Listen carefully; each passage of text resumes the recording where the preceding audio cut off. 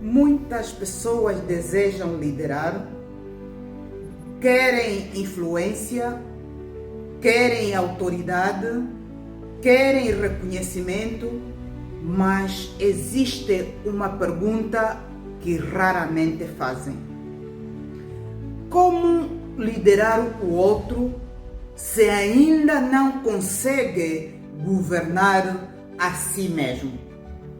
Vivemos numa época em que liderança se tornou uma palavra extremamente valorizada.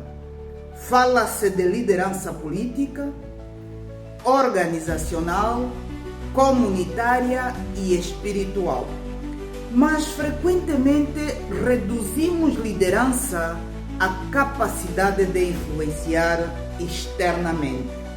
E é aí que começa um dos maiores equívocos. Muitos querem liderar pessoas, equipas ou instituições sem primeiro desenvolver governo interior. Querem autoridade externa sem disciplina interna. Querem influência pública sem maturidade privada. Mas liderança sustentável não nasce de fora, nasce dentro. Antes de liderar estruturas, é necessário liderar a si. O primeiro território da liderança é o interior, é na mente, é nas emoções, é nas decisões diárias. A verdadeira liderança começa no autogoverno, porque quem não governa pensamentos torna-se refém dos impulsos. Quem não governa emoções torna-se refém das reações. Quem não governa comportamento torna-se refém das circunstâncias. Dentro do método CDR, começamos exatamente por aqui. Consciência, porque ninguém governa aquilo que não reconhece. A autoliderança começa quando a pessoa ganha consciência dos seus padrões, dos hábitos que repete, das reações que automatizou, dos comportamentos que sabotam o próprio crescimento. Sem consciência não existe governo, existe apenas repetição e consciente. O outro erro comum é confundir posição com autoridade. Cargo não produz liderança, título não produz liderança, função não produz liderança. O que sustenta a autoridade é coerência. Pessoas podem obedecer uma posição, mas só seguem genuinamente uma liderança que transmite estabilidade. E estabilidade nasce da disciplina interna. Quem não cumpre a própria palavra enfraquece a própria autoridade. Quem decide hoje e negocia amanhã enfraquece a confiança em si mesmo. É por isso que tantas pessoas ocupam posições de liderança, mas não conseguem gerar verdadeira influência. Porque liderar o outro exige primeiro consistência pessoal. No método CDR, após a consciência vem a decisão. E decisão madura vai além da intenção. Decidir não é apenas desejar, é escolher uma direção e assumir responsabilidade por ela.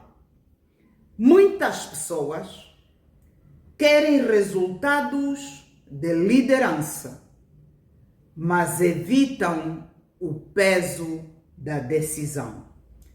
Querem impacto sem renúncia. Querem crescimento sem desconforto. Querem autoridade sem responsabilidade.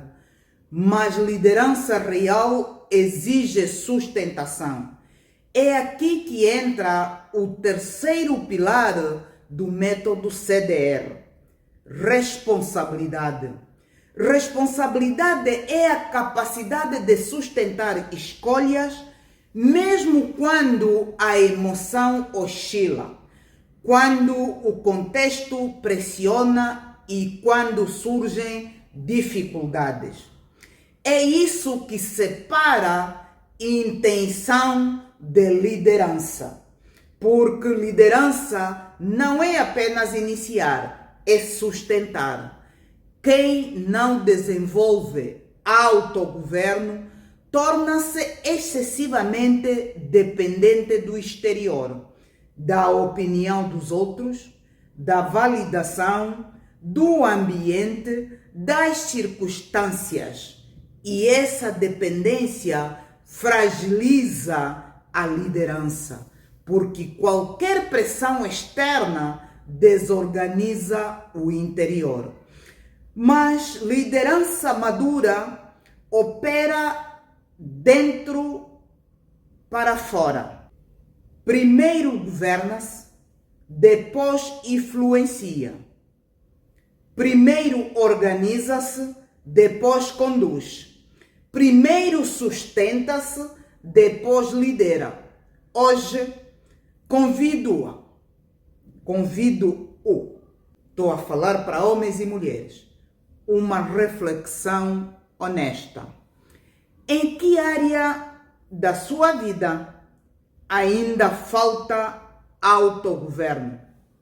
Nas emoções? Na disciplina? Na gestão do tempo? Na consistência? Nas decisões? Porque a resposta a essa pergunta revela exatamente onde a sua liderança ainda precisa amadurecer. Muitos querem liderar o outro, mas poucos estão verdadeiramente dispostos a liderar a si. E a verdade é simples: quem não governa a si mesmo, mais cedo ou mais tarde será governado pelas circunstâncias. Liderança começa dentro. E toda transformação sustentável começa quando consciência, decisão e responsabilidade deixam de ser conceitos e se tornam prática diária.